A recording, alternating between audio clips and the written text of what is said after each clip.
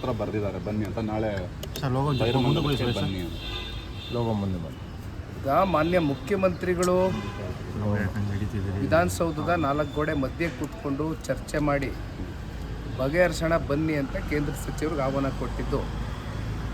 ತದನಂತರ ಅಲ್ಲಿಂದ ಕೇಂದ್ರ ಸಚಿವರು ಸನ್ಮಾನ್ಯ ಕುಮಾರಣ್ಣ ಅವರು ಕೂಡ ಒಂದು ಪತ್ರ ಬರೆದು ರೈತರ ಸಮ್ಮುಖದಲ್ಲೇ ನಾವು 4 ಗೋಡೆ ಮಧ್ಯೆ ಕೂತ್ಕೊಂಡು ಏನೇ ಚರ್ಚೆ ಮಾಡಿದ್ರು ಇದು ಇತ್ಯರ್ಥ ಆಗ್ತಕ್ಕಂಥ ವಿಚಾರ ಅಲ್ಲ.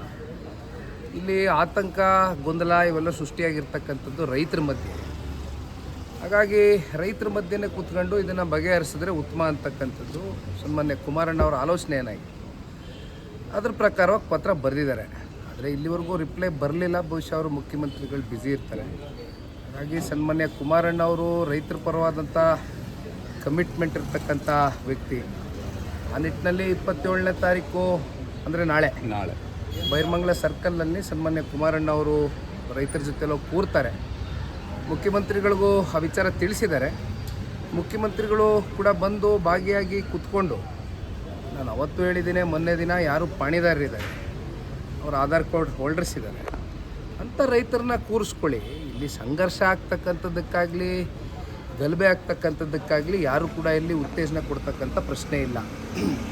ಇದು ಆದಷ್ಟು ರೈತರ ಸಮಸ್ಯೆಗಳೇನಿದೆ ಅದು ಸುಸೂತ್ರವಾಗಿ ಬಗೆಹರಿದ್ರೆ ಉತ್ತಮ ಅಂತಕ್ಕಂಥದ್ದು ನಮ್ಮೆಲ್ಲರ ಅಭಿಪ್ರಾಯ. ಹಾಗಾಗಿ ಸನ್ಮಾನ್ಯ ಕುಮಾರಣ್ಣ ಅವರು ನಾಳೆ ಭೇಟಿ ಕೊಡ್ತಾ ಇದ್ದಾರೆ. ರೈತರ ಪರವಾದಂಥ ಕಮಿಟ್ಮೆಂಟ್ ಉಳಿಸ್ಕೊಳ್ಳಿ. ಈ ನಡುವೆ ನಿಮ್ಮ ವಿರುದ್ಧ, ನಿಮ್ಮ ಕುಟುಂಬದ ವಿರುದ್ಧ ಪೋಸ್ಟರ್ ಹಾಕುವಂಥದ್ದು, ಇಂಥ ಕ್ಷುಲ್ಲಕವಾದ ರಾಜಕಾರಣ ಕೂಡ ನಡೀತಿದೆ. ನಿನ್ನೆ ಕೂಡ ಪೋಸ್ಟರ್ ಬಿಟ್ಟಿದ್ದಾರೆ ಸರ್. ಬದನೆಕಾಯಿ ಹೇಳಿಕೆ ವಿಚಾರಕ್ಕೆ ಸಂಬಂಧಪಟ್ಟ ಸರ್, ಯಾರಾದರೂ ರೈತರ ಪರ ಅಥವಾ ಜನರ ಪರ ಮಾತಾಡಿದ್ರೆ ಕುಟುಂಬನ ತೇಜೋವಧೆ ಮಾಡೋದು ಇಷ್ಟನಾ ಅವ್ರ ಕೆಲಸ ಅಂತ ನಿಮ್ಗೆ ಅನಿಸುತ್ತೆ? ಇರಲಿ ಅಣ್ಣ, ಪೋಸ್ಟರ್ ಅಭಿಯಾನ ಕಾಂಗ್ರೆಸ್ನವ್ರಿಗೇನು ಹೊಸದಲ್ಲ. ಕಳೆದ ಬಾರಿ BJP ಸರ್ಕಾರ ಇದ್ದಾಗ 40% ಕಮಿಷನ್ನು ಅಂತ PCM ಕ್ಯಾಂಪೇನ್ ಮಾಡಿದ್ರು. ಈಗ ಆ ಒಂದು ಪರ್ಸೆಂಟೇಜು ಎಲ್ಲಿ ಹೋಗಿ ನಿಂತಿದೆ ಅಂತಕ್ಕಂಥದ್ದು ಇವತ್ತು ಅಧಿಕಾರಿಗಳು ಮಾತಾಡ್ತಾ ಇದ್ದಾರೆ. ಜೊತೆಯಲ್ಲಿ ಕಾಂಗ್ರೆಸ್ನಲ್ಲಿರ್ತಕ್ಕಂಥ ಶಾಸಕರಿಗೂ ಗೊತ್ತಿದೆ, ಬೇರೆ ಪಕ್ಷದವ್ರು ಬಿಟ್ಬಿಡಿ.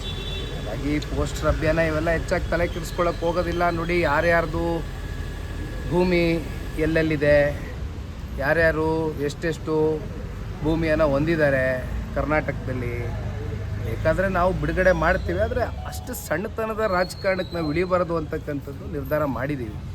ಯಾಕೆಂದರೆ ಇಲ್ಲಿ ಇರುವಂಥದ್ದು ರೈತರ ಬದುಕಿನ ಪ್ರಶ್ನೆ.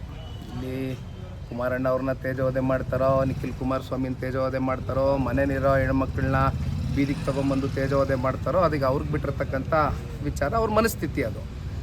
ನೋಡೋಣ, ಮುಂದಕ್ಕೆ ರೈತರು ಇದಕ್ಕೆ ತಕ್ಕ ಉತ್ತರವನ್ನು ಕೊಡ್ತಾರೆ. ನಾವು ರೈತರ ಜೊತೆ ನಿಂತಿರ್ತೀವಿ.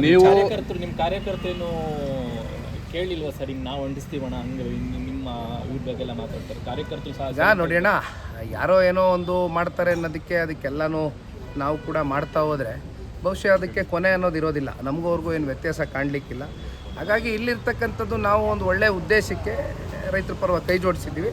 ರೈತರ ಪರವಾಗಿ ನಿಂತ್ಕೊಳ್ತಕ್ಕಂಥದ್ದು ಅಷ್ಟೇ ನಮ್ಮ ಧರ್ಮ. ನೀವೇನೋ ಸಾರ್ವಜನಿಕ ಹಿತದೃಷ್ಟಿಯಿಂದ ನನ್ನ ಜಮೀನು ಬಿಟ್ಕೊಡ್ತೀನಿ ಅಂತ ಹೇಳಿದ್ರು. ಅವರು ಆಯ್ತು ಬಿಟ್ಕೊಡ್ಲಿ, ಅದಕ್ಕೆ ನಿಖಿಲ್ ಕುಮಾರಸ್ವಾಮಿ ಲೇಔಟ್ ಅಂತ ಹೆಸರುಗೋಣ ಅಂತ ಒಂದು ಟಾಂಗ್ ಕೊಟ್ಟಿದ್ದಾರೆ. ಇಲ್ಲ ಸರ್, ಅಲ್ಲಿ ರೈತರು ಹೇಳ್ತಾ ಇರ್ತಕ್ಕಂಥದ್ದು ಕೃಷಿ ಮಾಡಿ ಬದುಕನ್ನು ಕಟ್ಕೊಂಡಿದ್ದಾರೆ. ಭೂಮಿ ತಾಯಿಯನ್ನು ನಂಬಿಕೊಂಡು ಹಲವಾರು ವರ್ಷಗಳಿಂದ ಅವ್ರ ಪಿತ್ರಾರ್ಜಿತ ಆಸ್ತಿಯನ್ನು ಉಳಿಸ್ಕೊಂಡು ಗುಂಟೆ ಲೆಕ್ಕದಲ್ಲೋ ಅಥವಾ ಎಕರೆ ಲೆಕ್ಕದಲ್ಲೋ ಅಥವಾ ಎಕರೆಗಿಂತ ಕಮ್ಮಿ ಇರ್ತಕ್ಕಂಥ ಅತಿ ಸಣ್ಣ ರೈತರು ಜಾಸ್ತಿ ಇದ್ದಾರೆ ಅಂತಕ್ಕಂಥ ಮಾಹಿತಿ ಕೂಡ ಕೊಟ್ಟಿದ್ದೀನಿ ನಿಮಗೆ. ಹಾಗಾಗಿ ಹಿಂಗೋ ಒಂದು ಹೈನುಗಾರಿಕೆ ಮಾಡ್ಕೊಂಡು ಅಥವಾ ರೇಷ್ಮೆ ಬೆಳ್ಕೊಂಡು, ತರಕಾರಿ ಬೆಳ್ಕೊಂಡು, ಹೂವು ಬೆಳ್ಕೊಂಡು ಏನೋ ಒಂದು ಜೀವನ ಮಾಡ್ಕೊಂಡು ಹೋಗ್ತಾ ಇದ್ದಾರೆ.